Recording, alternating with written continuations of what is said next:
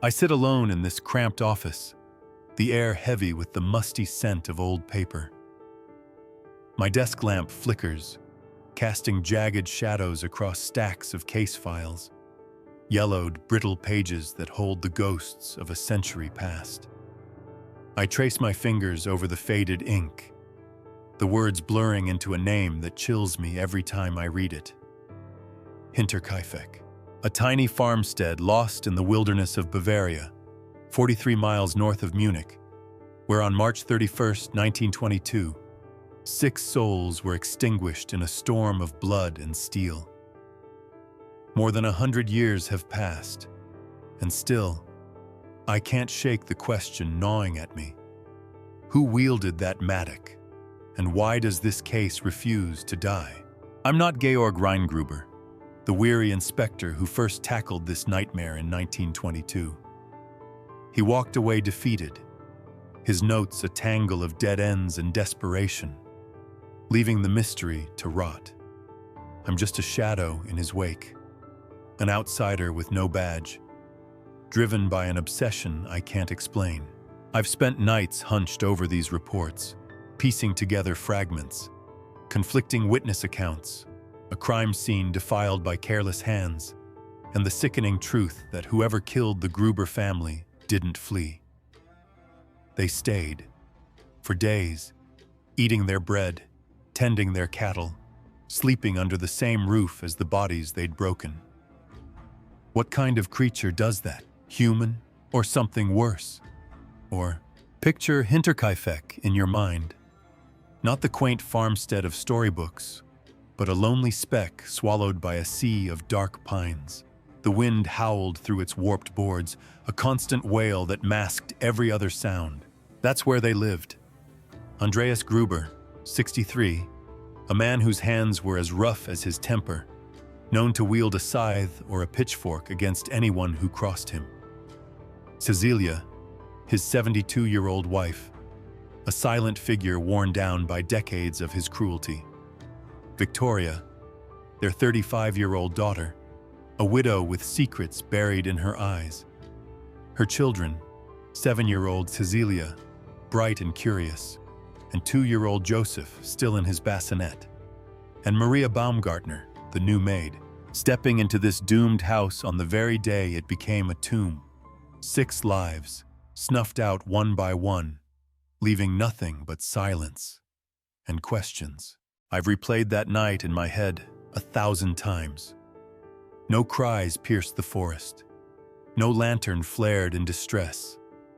Just the endless dark, the creak of the house and a presence. Maybe in the attic. Maybe crouched in the barn's shadows. What happened there wasn't just a crime. It was a descent into madness, a riddle written in blood and straw.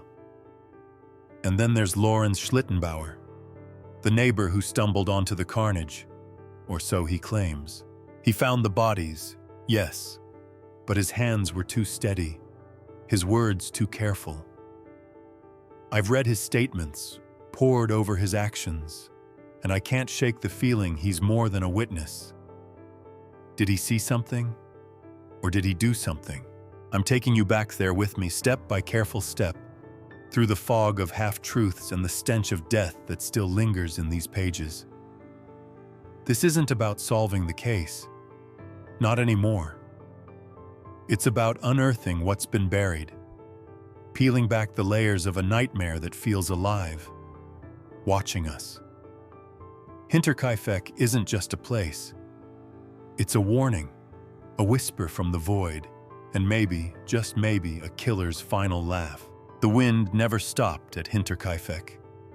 It was a restless, keening sound, curling around the farmstead like a predator circling prey. In the weeks before March 31st, 1922, that wind carried something else. Warnings, omens, signs that something was wrong. I've sifted through the testimonies, the scribbled notes from neighbors and the Gruber family's own words, and what I see isn't just a prelude to murder. It's a slow, creeping terror that gripped them long before the Mattock fell.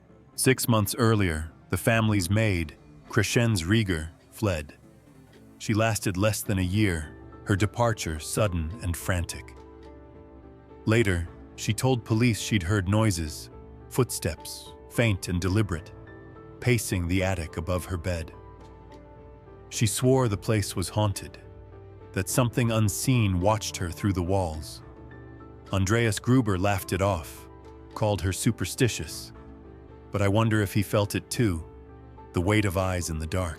Rieger's exit left a void, a silence that seemed to invite whatever was coming.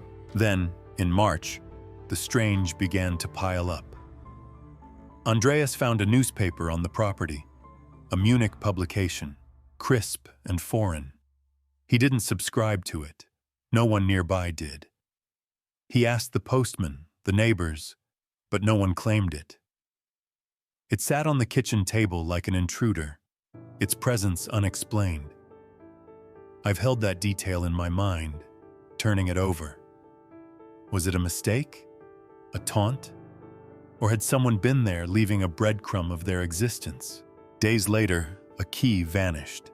Not just any key, the one to the farmhouse itself.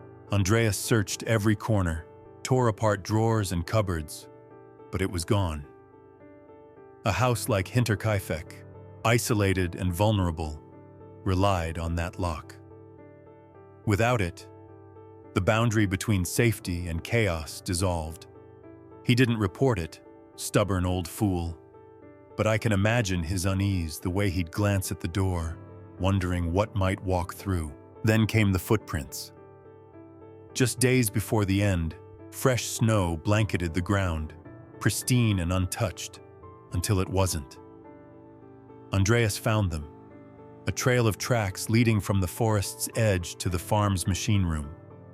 The lock there was broken, splintered wood gaping like a wound. He followed the prints, his breath fogging in the cold, but they stopped at the door. No tracks led away. Whatever or whoever had come from the woods was still there. He told neighbors about it, his voice gruff but shaken. That night, the family heard it. Footsteps again, heavier this time, thudding across the attic. Andreas climbed the ladder, lantern trembling in his grip, but found nothing. Empty boards, dust, shadows. He refused help, waved off the police. Pride or fear of what he might uncover? The final sign came from little Cäzilia, the 7-year-old. A school friend later recalled her words. Her mother, Viktoria, had fled the house the night before the murders, Thursday, March 30th. A fight with her parents, screaming, violent, drove her into the forest. Hours later, they found her, shivering and wild-eyed, but she wouldn't say why. Was it Andreas's temper? The secret of Josef's father? Or had she seen something in that house? Something that made her run? I see it all now. A tapestry of dread weaving tighter each day. The attic steps, the newspaper, the key, the tracks. They weren't random. They were a countdown. Something had chosen Hinterkaifeck, watched it, tested it. And on that last night, as Maria Baumgartner arrived with her sister, unaware she'd stepped into a trap, it was ready. The wind howled louder, but it couldn't drown out what was coming. March 31st, 1922. The sun sank behind the pines, bleeding red into the horizon, and Hinterkaifeck fell into shadow. I've walked that night in my mind, piecing it together from autopsy reports, witness statements, and the cold facts of the crime scene. What happened wasn't quick. It wasn't clean. It was a slaughter, methodical and merciless, and it started in the barn. The animals were restless that evening, cows stamping, horses snorting. Maybe that's what drew Andreas out first. He stepped into the stable, his boots crunching on straw, lantern casting a weak glow. He didn't see the figure waiting, didn't hear the mattock, his own tool fashioned for slaughtering cattle, until it crashed into his skull. One blow straight through the right cheek, tearing his carotid artery. He crumpled, blood pulsing into the trough, dead in moments. The killer didn't stop to watch him bleed out. There were others to take. Cäzilia, the old woman, came next. Maybe she heard a thud, or Andreas's absence stretched too long. She shuffled out, hunched and frail, calling his name into the dark. The Mattock found her too, 8 savage strikes to the right side of her head, caving in her skull. She fell beside her husband, her nightgown soaking red, a heap of broken bones under the hay. The killer stacked a wooden door over them, a crude shroud, and waited. Viktoria followed, lured by the same unease. She was stronger, younger, but it didn't matter. 9 blows shattered her skull, each one a thunderclap in the silence. Strangulation marks bruised her neck. Did the killer's hands close around her throat first? A moment of rage before the weapon? She collapsed near her parents, her blood mingling with theirs. The little girl, Cäzilia, was last out there. 7 years old, she must have screamed when she saw them. The Mattock split her face, smashed her jaw, but didn't kill her outright. An iron band silenced her cries, and a pocket knife, Andreas's own, slit her throat. She lay in the straw, half naked, tearing at her own hair as life drained away, alive for hours in that hell. The killer crossed the yard then, boots silent on the frost, and entered the house. Maria Baumgartner, the new maid, was in her room unpacking maybe or praying. She'd been there mere hours. One blow to the top of her head, another to her face, and she was gone, sprawled across her bed. Josef, the toddler, slept in his bassinet. A single strike crushed his tiny skull, the Mattock's edge biting deep. The house fell still, the wind outside the only sound. But the killer didn't leave. That's what haunts me most. They stayed. Over the next 3 days, someone fed the cattle, cut meat from the pantry, ate every scrap of bread in the kitchen. The calendar's March 31st page was torn off, April 1st staring blankly from the wall. Coffee sellers knocked on April 1st, Hans and Edward Shirovsky, but no one answered. They saw the machine room gate ajar, shrugged, and left. Mechanic Albert Hoffner came on April 4th, tinkering for hours, hearing only the dog's howls from the barn. The killer was there, watching, waiting, invisible. I've stood in that imagined silence, staring at the scene.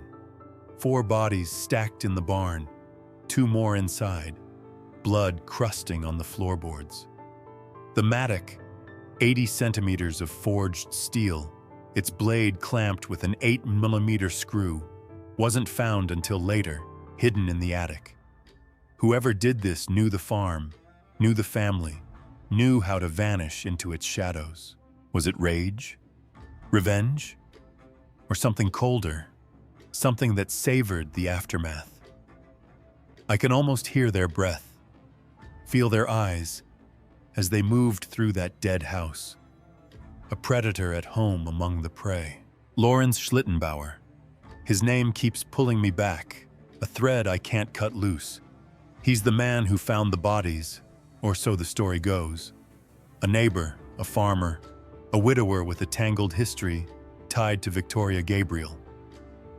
But the more I dig into his role, the less he feels like a bystander. He's a shadow in this nightmare, and I'm starting to think he cast it. It was April 4th, 1922, when Schlittenbauer stepped into the frame. The Gruber family hadn't been seen since Friday. Church empty, Cäzilia absent from school. He sent his sons, Johann and Josef, to check the farm. They returned pale, saying no one answered. So he went himself, bringing Michael Pearl and Jakob Siegel as witnesses. The barn door was locked, the gate too, but Schlittenbauer didn't hesitate. He broke through, and there they were.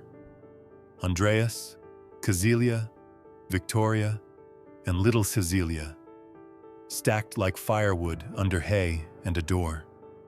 Blood soaked the straw, the air thick with death. Then he did something odd. He left Pearl and Siegel outside, pulled a key from his pocket, and unlocked the farmhouse door. Alone. Inside, he found Maria and Josef, their bodies cold in their beds. He moved them, shifted their positions, touched the scene, before calling the others in. Why? His friends asked later why he'd gone alone, risking a killer still lurking. His answer chills me. I had to see if my son was there. Josef, the 2-year-old, rumored to be his, born from a liaison with Viktoria after his first wife died in 1918. That key gnaws at me. Days before the murders, Andreas reported it missing. How did Schlittenbauer have it? He claimed Viktoria gave it to him, a lover's trust perhaps, but no one saw her do it. And why disturb the bodies? He said he was looking for survivors, but his hands left prints in the blood, smudged evidence we'll never recover. I see him in that house, calm where others would have screamed, methodical where panic should have ruled. His words betray him too. Years later, in 1925, a teacher caught him at the farm's ruins, staring at the rubble. The ground was too hard to bury them, he said, unprompted. How did he know the killer tried? The bodies were stacked, not buried. Frozen earth wasn't in the reports then. Was it a guess or a memory? He sued locals for calling him the murderer, won every case, but the whispers never stopped. They saw what I see. A man who knew too much. Schlittenbauer had motive. Viktoria, pregnant with Josef, might have demanded support, money, marriage, threatening his reputation. Andreas, her father, was a tyrant who'd beaten her, maybe learned the boy wasn't his. Did Schlittenbauer snap, luring them to the barn one by one? He knew the farm, the Mattock's hiding place, the rhythm of their lives. But if he killed them, why stay? Why eat their food, tend their animals? That's where the picture blurs. Rage doesn't explain the aftermath. I've studied his face in old photos. Weathered, hard, unreadable. He died in 1941, taking his secrets with him. But I hear his voice in those cryptic lines, see his shadow in the attic's dust. Was he the killer, swinging that mattock in a fury? Or did he find them dead, know who did it, and keep silent? He's the key, literal and figurative, and I can't turn away from him. Hinterkaifeck defies me. I've chased every lead, every theory, and still it slips through my fingers like smoke. Schlittenbauer looms largest, his shadow stretching across the case. But he's not the only ghost here. Others whisper from the edges, Andreas Gruber, Paul Muller, each with a story that could fit. Yet none feel complete. The truth, if it's here, is a shard buried too deep to grasp. Could Andreas have done it? The old man was a monster, violent, abusive, convicted of raping Viktoria. Maybe he learned Josef wasn't his, flew into a rage and turned the mattock on his own blood. The half-naked state of little Cäzilia, the slit throat, they fit his cruelty. He could have stayed, cooked, torn the calendar page, hiding in the barn until someone stopped him. But his death, bleeding out from a single wound, suggests another hand. Schlittenbauer, perhaps, finding him amid the carnage and finishing it. Then there's Paul Muller, the wild card, a German immigrant, suspected in American axe murders, Villisca, others, before vanishing around 1912. Bill James ties him to Hinterkaifeck. Isolated family, blunt weapon, stacked bodies, no theft. Did he sail home, resume his bloody work in Bavaria? The timeline fits, but evidence is thin. Newspaper speculation, not proof. Still, I see him in the forest footprints, a phantom from across the sea. I circle back to Schlittenbauer. The key, the disturbed scene, his words, they weigh too heavy to dismiss. Picture this. He goes to the farm that night, angry, desperate. Viktoria's demands, Andreas's threats, they push him over. He lures them out, kills them in the barn, then the house. He stays, not out of madness, but guilt, tending the farm as penance. Or maybe he arrives later, finds Andreas's work, and ends the old man in revenge for Josef. Either way, he knows more than he ever told. The case closed in 1955, no charges filed. The last suspect was questioned in 1986, then nothing. Hinterkaifeck was razed, its secrets burned or buried. But I see Schlittenbauer one last time, in 1925, standing amid the ruins. Hans Eblager asked why he was there. The ground was too hard to bury them, he said, eyes distant. A neighbor might guess that, sure, but the certainty in his voice, the way it hung in the air, feels like confession. So who was he? The killer, swinging that mattock in the dark. A witness, silencing Andreas to protect himself? Or just a man caught in the aftermath, knowing the truth but never speaking it? I'll never prove it. The files are cold, the farm dust, yet I hear the wind still, howling through those pines, carrying whispers no one can silence. Hinterkaifeck isn't done with us. It waits, a question without an answer, a shadow that moves when you look away.